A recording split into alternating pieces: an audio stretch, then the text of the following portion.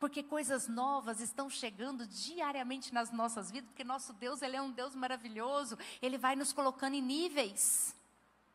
E a gente vai subindo, e coisas novas vão chegando, e os treinamentos para o novo vão se manifestando. E na Bíblia tem esse personagem, que ele teve que se deslocar para viver o propósito. Quem sabe quem que é esse grande homem aí? José. Gente, pensa numa pessoa fã desse menino, sou eu. Porque ele me confronta. Sabe, a história desse menino me confronta demais. Como eu me acho em José. Então, eu vou começar lendo com vocês em Gênesis 37, 2, que diz assim. Esta é a história da família de Jacó. Quando José tinha 17 anos, pastoreava os rebanhos com seus irmãos. Ajudava os filhos de Bila, os filhos de Zilpa, mulheres de seu pai. E contava ao pai a má fama deles. Tá? Vamos lá, pode voltar o banner. Quem não conhece essa história de José? Deixa eu me identificar com você aqui. Todos aqui? Então eu não preciso contar a história. Que novo isso para mim. Tá bom, então vamos lá para o princípio. Abraão gerou Isaac. Isaac gerou Jacó e... Não foi só Jacó, gente. Esaú. Os dois eram gêmeos, não é isso? Jacó teve um momento lá que pegou a primogenitura do irmão, vocês recordam disso? Tá, e aí depois teve toda uma situação, ele teve que fugir do irmão, né? Porque ele pegou até a bênção da primogenitura com o pai, se passando pelo irmão, foi para uma terra onde morava lá o irmão da mãe, que era o Labão, viu uma Raquel lá, entendeu? Meu filho gosta dessa passagem, porque a hora que diz ele que a hora que enxerga uma Raquel na vida, viu, Raquel? Aí separa e não tem mais para ninguém. Apaixonou-se pela Raquel, e aí ele propôs trabalhar 7 anos para que ele pudesse casar com Raquel, não foi? Aí na noite núpcia, quando ele acordou, bom dia, meu amor, trabalhei por você 7 anos. Aí, tcharam, era a Lia que estava lá, a irmã mais velha. Não tinha casado nesses 7 anos, então era tradição da família ou da região, não sei. E, bom, lá vai Jacó buscar a amada.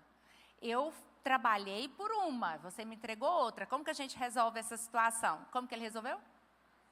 Mais 7 anos. Então, você espera aí essa semana de núpcia, já pega a Raquel e continua trabalhando para mim mais 7 anos.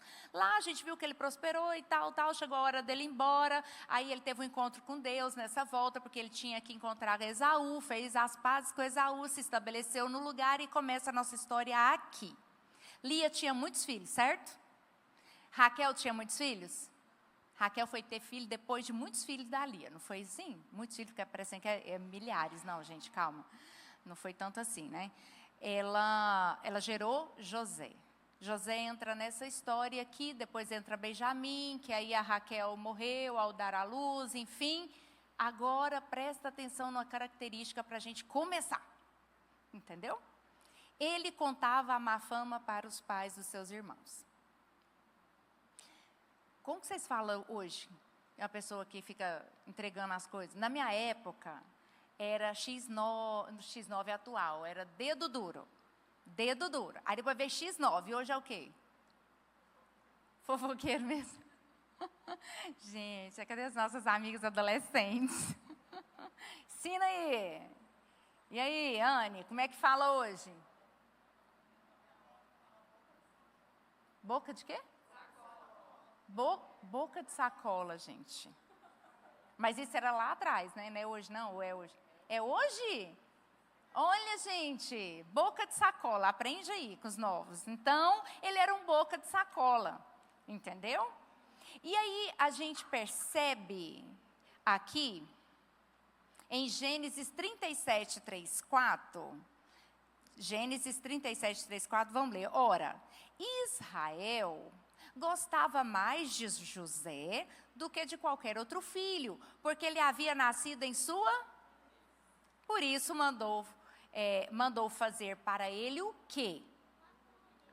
Como é que é a versão ali? Túnica longa. Em outras versões, túnica colorida. Quando os seus irmãos viram que o pai gostava mais dele do que de qualquer outro filho, odiaram-no e não conseguiam falar com ele amigavelmente. Bom, essa era a situação da família. Por que ele era o mais amado do pai?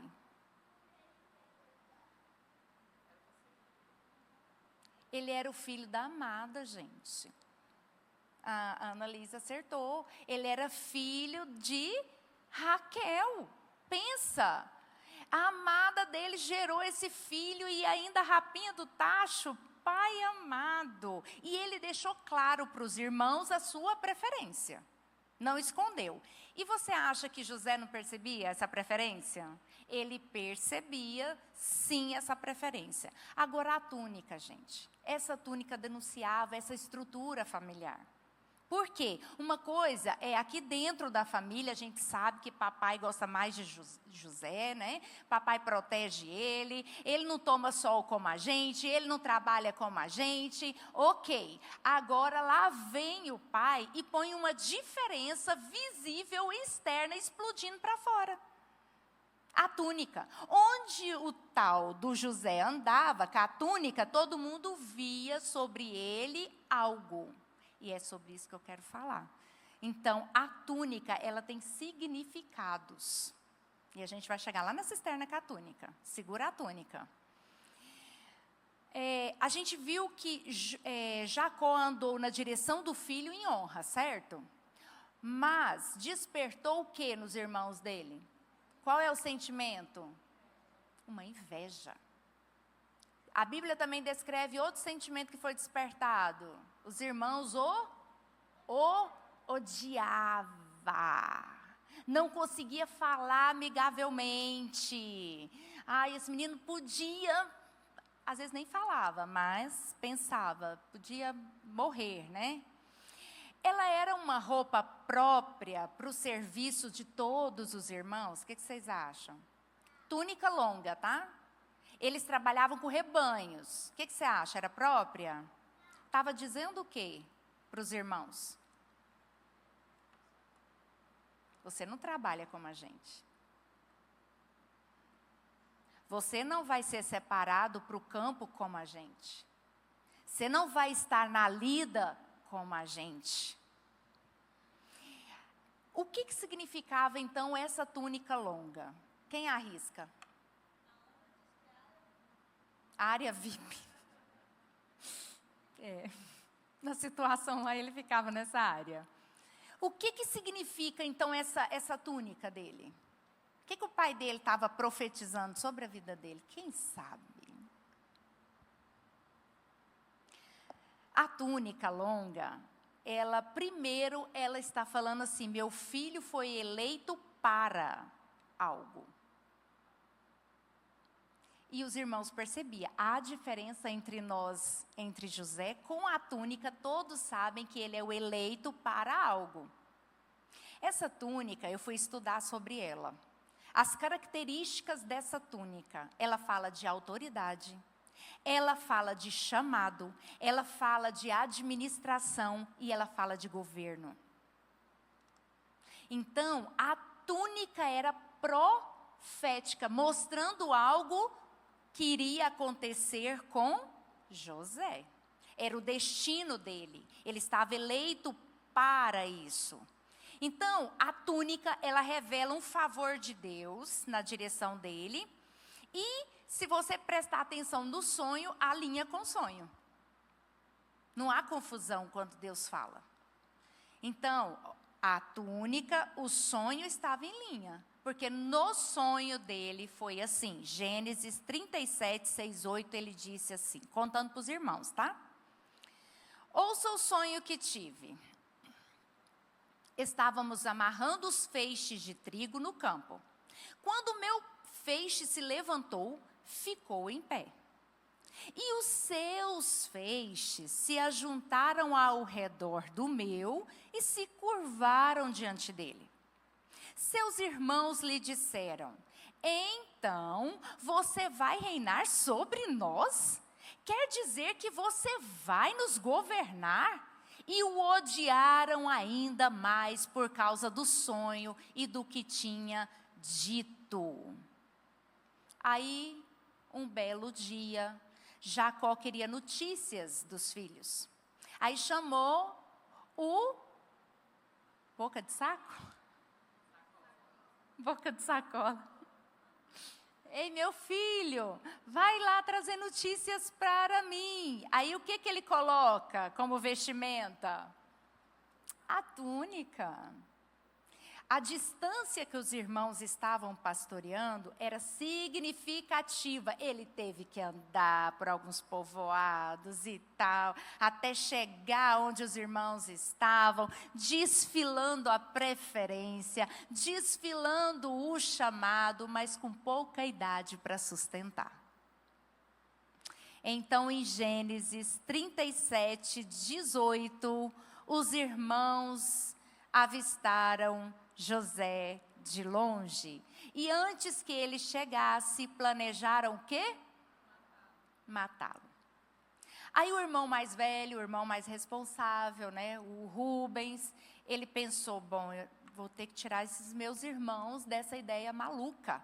Nós vamos matar o nosso pai se eles fizerem isso. O que ele pensou? Bom, eu vou dar a ideia de jogar ele numa cisterna e depois eu dou um jeito de tirar o menino de lá e levo para o meu pai. Então ele conseguiu convencer os irmãos concordaram. Quando José chega perto dos irmãos, qual é a primeira coisa que eles fazem?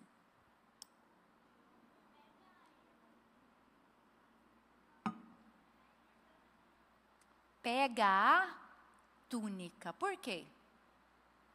Tá bem fácil essa, né? Eles arrancam aquilo que diferenciava eles de José. Eles arrancam a distinção.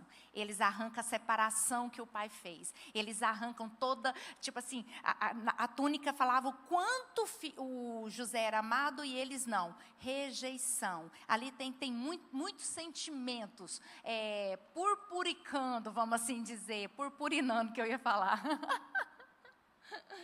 Aflorando na vida dos irmãos. Eles arrancam aquilo. A primeira coisa que eles tiram dele é a túnica. Gênesis 37, 23, 24. Chegando José, seus irmãos lhe arrancaram a túnica, e a Bíblia diz longa, não era qualquer túnica, era a túnica de autoridade. Agarraram-no e jogaram no poço, cisterna, que estava vazio e sem água. Agora eu vou aprender umas coisas difíceis, que a gente não quer ouvir, que a gente não consegue entender, que entra e passa ano, a gente luta com isso, porque a gente acha isso muito fora da lógica de Deus estar em certos processos. Porque a gente começa a orar, Deus, para isso, para esse processo.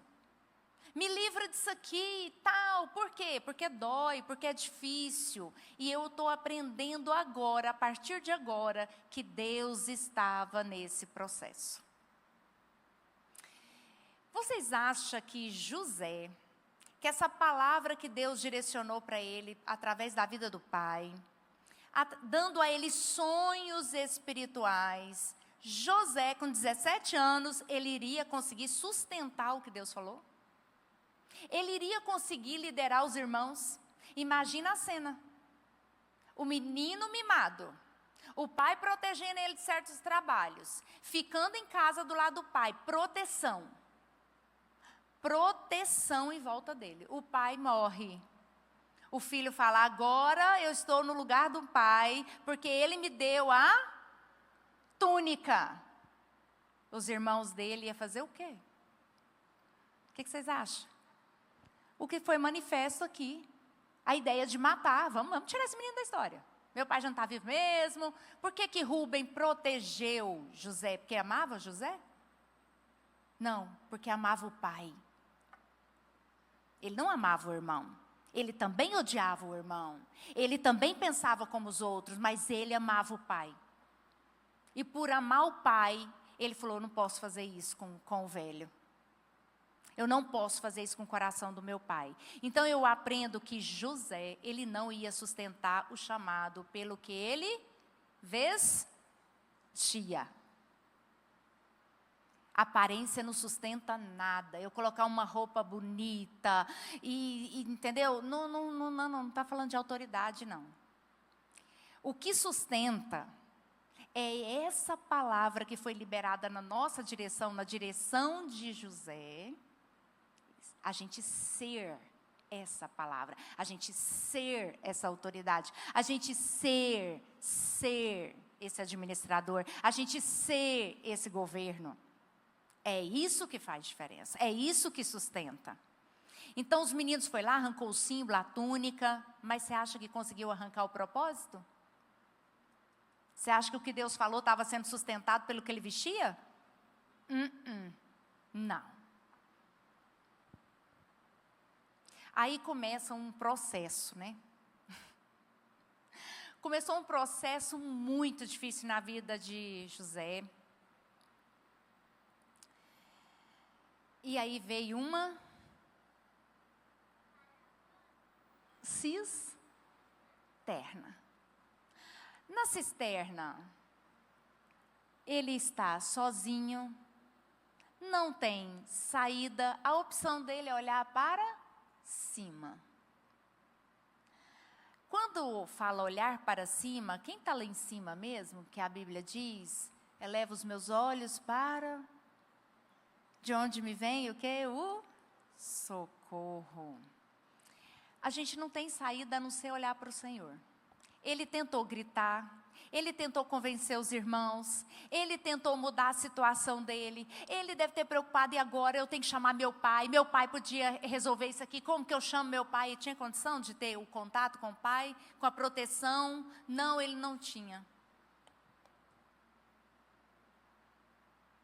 Era impossível esse menino ser desenvolvido, líder, com um pai tão protetor. Vai se identificando. Talvez José perguntou, Deus, cadê você? Não faz sentido, e aquele sonho? Olha, o meu feixe está ficando em pé, meus irmãos circularam o meu feixe, foram se curvar diante do meu, cadê esse sonho? Eu tenho certeza que esse sonho foi o Senhor que me deu, esse sonho é o chamado do Senhor para a minha vida, mas cisterna é lugar de silêncio, né? É o primeiro processo. Aqui não significa que porque Deus não falou com ele, Deus estava ausente desse lugar. Mas tinha propósito de Deus nesse lugar. Fala assim, propósito de Deus nesse lugar.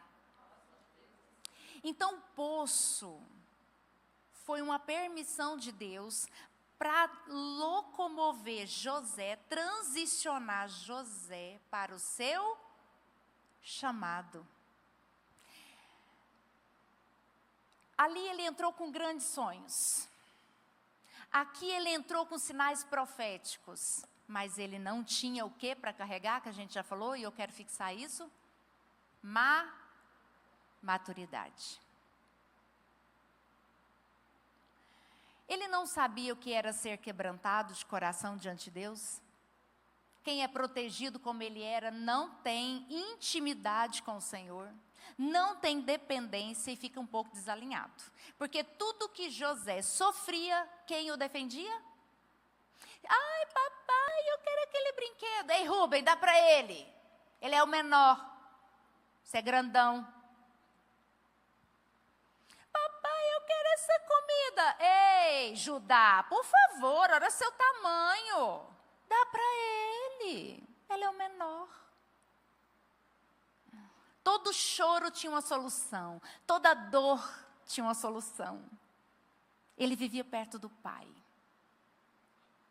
Mas aqui, nessa cisterna, que Deus não criou para ser permanente na vida dele, tá? Entenda isso. Isso aqui é só o deslocamento. Só faz parte para deslocar. Mas precisava de sabe aquele choque de realidade? Agora você está sozinho. Agora você tem que olhar para o pai dos pais. Agora você vai aprender a depender do Pai. Em Salmos 42, esse versículo, ele diz assim, esse verso, né? Ele me tirou de um poço de destruição, de um atoleiro de lama, pôs os meus pés sobre uma rocha e firmou-me no local seguro. Então, peraí, o poço de destruição, para destruir algumas coisas, mas para firmar os meus pés onde? Em Jesus, na rocha, porque nesse lugar é que eu estou seguro. Ele não estava seguro se Jacó falecesse. Ele não iria conseguir sustentar o que Deus entregou para ele, porque já tinha liberou a palavra, era dele. Mas Deus, ele é um pai. E ele ama nos treinar, para a gente realmente não perder aquilo que ele nos entrega. Então aqui eu entendo que José não tinha uma identidade firmada. Aqui o orgulho tinha que ir embora, a autossuficiência também tinha que ir embora. Sabe aquela pressa? Aquela vontade que as coisas aconteçam rápido. Ele tinha que crescer porque ele era mimado. Ele não tinha sua confiança alinhada com Deus. O favoritismo tinha que ir embora, ele tinha que se sentir desprotegido, ele tinha que aprender o que era perseverança, o que era constância, ele tinha que entender o que era a fé, o que era andar na confiança desenvolvida em Deus. Ele não tinha nada disso. Agora pensa comigo. Tá, pastora, mas e se de alguma forma ele chegasse no Egito... Assim, o pai dele mandasse ele lá para o Egito, que jeito? Nunca. Quem iria buscar as coisas no Egito, fazer negócio no Egito? Os filhos mais velhos. Não tinha saída para José. Como que José chegaria no Egito? Como que ele chegaria a governo? Você consegue imaginar um paralelo dessa história? Eu já tentei, não consigo. Aí Provérbios 20, 24 fala assim, os passos do homem são o quê? Já está aí? Então, vamos ler. 1, 2, 3 e... Os passos do homem são dirigidos pelo... Como poderia alguém discernir o seu próprio caminho? A gente tem que andar no caminho do Senhor, mas sendo dirigido por... Ele, não é por nós, não é para nossa alma, não é pelo outro, não é pelo pai, não é pela mãe, não é pelo sogro, não é pela sogra. É por nós, com Ele. Aqui é o lugar do alinhamento. Aqui é o lugar de saber alinhar o coração e falar, eu dependo de Deus. Nas nossas vidas, então, vamos lá, vamos fechar. Eu tenho que entender algumas coisas. A cisterna é necessária. Na cisterna, será que ele teve medo? Angústia? Será que ele se encontrou injustiçado? Isso é injustiça. Eu não errei. Ele está na cisterna porque ele pecou?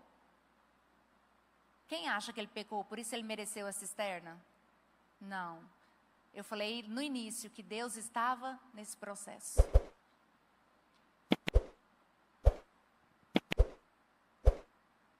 Esse processo era para matar ele? Não, então aguenta firme. Você vai sair daí. A cisterna, para mim, ela me reposicionou para viver um tempo novo. Para mim. Para ele também. Porque dali, Deus falou assim, deixa eu mandar uma caravana passar aqui, esses meninos terão uma brilhante ideia, vou vender. Parece que a cisterna vai ficando mais funda, agora ele sai da cisterna, ele sai da posição de filho de Jacó, e se torna um escravo. Parece que agora não tem como piorar mais. Aí ele é vendido para trabalhar na casa de Potifar. Ali acontecem situações e situações. Deus vai assim prosperando demais Potifar, porque José estava lá dentro. A mulher de Potifar encanou com ele. Ele era charmoso, atraente, bonito, musculoso. Pensa, um escravo musculoso, tal. E ela eu quero que você deite-se comigo. E ele não aceitou a proposta, sai correndo, aí ficou lá um pedaço de roupa dele, ela usou isso contra ele. Parece que não tinha como ficar pior, veio uma prisão. Ficou pior. Parece que não tinha como descer mais essa cisterna, desceu. Onde que Deus está numa situação dessa? A coisa não despiora, só piora. Onde que Deus está querendo nos levar? Isso não é Deus, não. Tem certeza que isso não é Deus. Nessas cisternas, muitas pessoas vão começar a apontar o dedo. Pessoas invejosas, pessoas caluniadoras, pessoas que te perseguem, elas querem te acusar, elas querem, se dizem até às vezes seus amigos, como lá o de Jó, e começa a falar, você fez alguma coisa, por isso você está nesse lugar. Só que a gente tem que entender a nossa identidade. Ele teve o sonho, ele não duvidou que o sonho veio de Deus. Aonde ele foi colocado, ele viveu os princípios de Deus, mesmo não entendendo, mesmo não fazendo sentido. Ele não desistiu de Deus. Ele se apegou a Deus. E a coisa só piorando. Com certeza ele orou mais. Com certeza ele meditou mais em tudo que ele ouviu do Pai. Em tudo que o bisavô dele contava, né, sobre Deus. Ai, que Deus pediu para ele olhar as estrelas e contar, e ele não conseguia contar. Assim vai ser sua descendência. Bom, eu sou descendente dele. Olha aí a areia, consegue contar? Consigo não. Assim é a sua descendência. Eu sou descendente dele. Sobre o meu bisavô tem uma promessa de prosperidade. Eu sou descendência, eu estou nisso.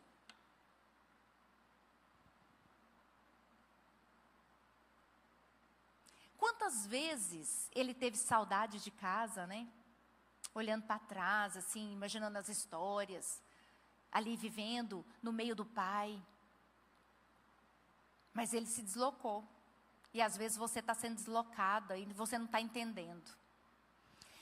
A única coisa que você tem que entender é que você não está sendo punida e nem envergonhada. Porque não tem erro, não tem pecado. Você está sendo...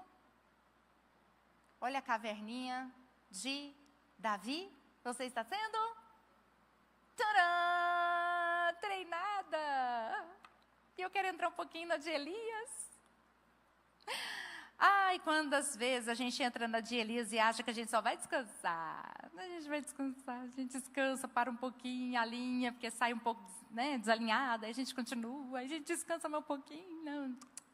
Tem treinamento lá dentro também. Eu não podia contar isso para vocês quinta-feira passada. Mas eu estou contando que os treinamentos não param, gente. Porque coisas novas estão chegando diariamente nas nossas vidas. Porque nosso Deus, Ele é um Deus maravilhoso. Ele vai nos colocando em níveis.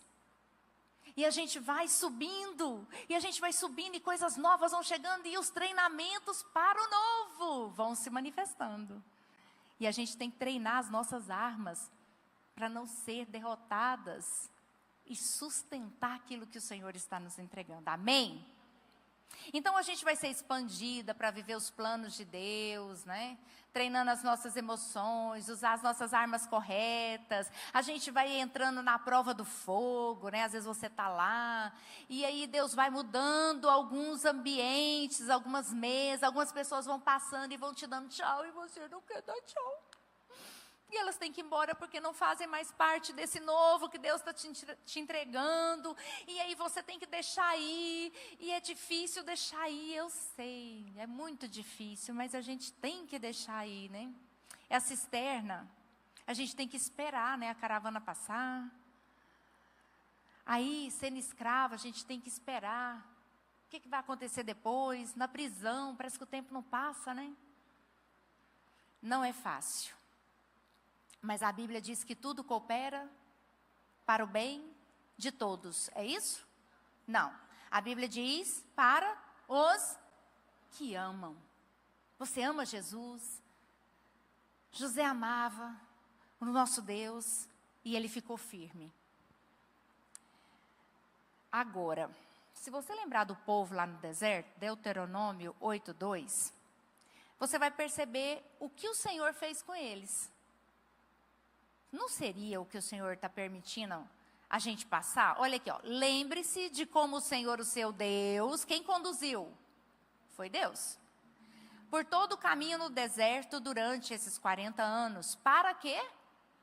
Nossa, Deus faz isso? E pô-los à prova. Deus faz isso. A fim de conhecer o quê? As suas intenções, a motivação do seu coração. Se iriam obedecer os seus mandamentos ou não. Isso fica claro quando José fala não para a mulher de Potifar. Eu não posso tocar em você. Ele me deixou responsável por toda a casa. E ele não me colocou nessa posição de aceitar essa proposta. Eu honro o meu Senhor. Eu honro o meu Senhor porque eu honro a Deus. Então a cisterna não fala sobre os irmãos de José. Está falando que Deus está fazendo para colocar ele onde ele sonhou. Em 2 Coríntios 4, 16, 18, começa a ler esse versículo todo santo dia da sua vida. Vamos ler juntas? 1, 2, 3 e... Por isso, não... Embora no exterior, entendeu? Embora exteriormente estejamos desgastar-nos, interiormente estamos sendo renovadas dia após dia. Pois os nossos sofrimentos, que Paulo chama de leves e momentâneos, estão produzindo para nós uma glória eterna, que pesa mais do que esse sofrimento que nós estamos. Assim, o que agora? Fixamos, não tira os olhos. Fixa os olhos, não naquilo. Olha, não é no problema, não é na cisterna, não é na prisão, não é na circunstância. Eu fixo os olhos no Senhor. Não naquilo que se vê, vamos continuar, né? Porque, gente, tal da contadora de história é difícil. Mas no que não se vê. Pois o que se vê vai passar. É transitório. Esse problema é transitório. Aqui não é lugar de permanência. A tempestade não dura a vida inteira. Amém? Mas vai durar na sua vida o que Deus tem para você. O que é eterno. Ninguém rouba. Pode tentar tirar a túnica, mas o propósito fica. Vai acontecer. Amém? Gênesis 45, 5 para terminar. Eu amo isso aqui. Ai, como é difícil viver isso aqui. Agora, José falando para os irmãos. Não se aflijam nem se recriminem por terem me vendido para cá. Pois foi para salvar vidas. Olha o propósito. Que Deus me enviou adiante de vocês. Para quem não sabe a história, ele revelou um sonho de Faraó, teve 7 anos de fartura, 7 anos de escassez, a terra estava em fome, os irmãos dele precisou ir para o Egito comprar comida. Quem era governador? O vendido, o X9, o boca de sacola. Ele estava lá, abaixo de Faraó, o homem mais poderoso que existia. Aquele que tinha o direito de entregar ou não a comida. Mas esse homem perdoa. Esse grande homem que entrou na cisterna com grandes sonhos, que realizou os grandes sonhos, ele perdoa os irmãos e ele entende o propósito. Se eu não tivesse saído da casa dos meus pais, vocês estariam mortos. Todos nós estaríamos mortos. Se Deus não faz o que fez comigo, eu não estaria nessa posição para salvar vocês. E em Gênesis 45, 8, ele continua. Assim, não foram vocês que me mandaram para cá. Quem é que estava com ele na caverna?